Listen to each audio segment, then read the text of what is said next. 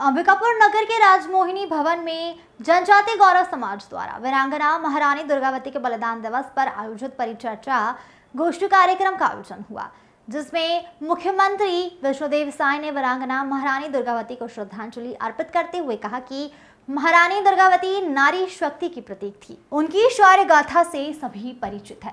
साहस और देश प्रेम उनके जीवन की कहानी है। देश में प्राचीन काल से ही नारियों का सम्मान होता आ रहा है। जहां नारियों को पूजा जाता है वहां भगवान वास करते हैं। सनातन धर्म में हमेशा से नारियों का सम्मान करना बताया गया है।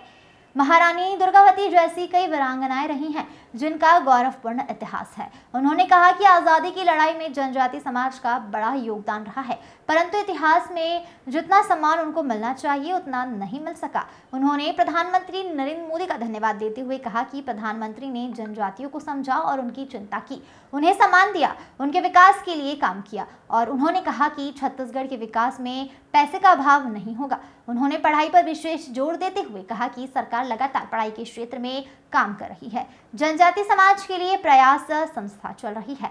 इसके लिए 14 और केंद्र खोलने का प्रयास चल रहा है। प्रतियोगी परीक्षाओं में रुचि रखने वाले छात्रों के लिए दिल्ली में हॉस्टल की व्यवस्था की गई है। वहीं 50 सेट को बढ़ाकर 185 सेट कर दिया गया है और अब छत्तीसगढ़ से 185 जनजाति वर्ग के बच्चे वहां रहकर कोचिंग का लाभ ले पाएंगे। उन्होंने पूरे प्रदेश का सर्वांगीण विकास किए जाने की बात कही।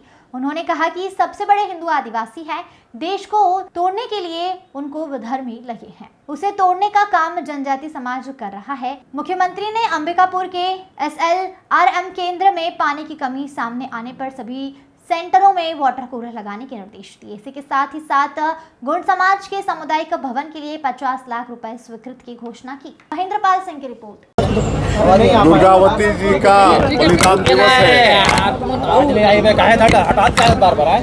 और इस अवसर पर सबसे पहले वीरांगना महारानी दुर्गावती जी को विनम्र श्रद्धांजलि अर्पित करते हैं। और इस अवसर पर जनजाति गौरव समाज अंबिकापुर यहाँ पर एक गोष्ठी का एक परिचर्चा का आयोजन किया था, जिसमें हम सब लोग आमंत्रित थे और हम लोग आए हैं। हमारे इस सरगुजा के माटी पुत्र और हमारे छत्तीसगढ़ सरकार के कृषि और आदिम जाति कल्याण मंत्री श्री रामविचार नेताम जी भी आए हैं।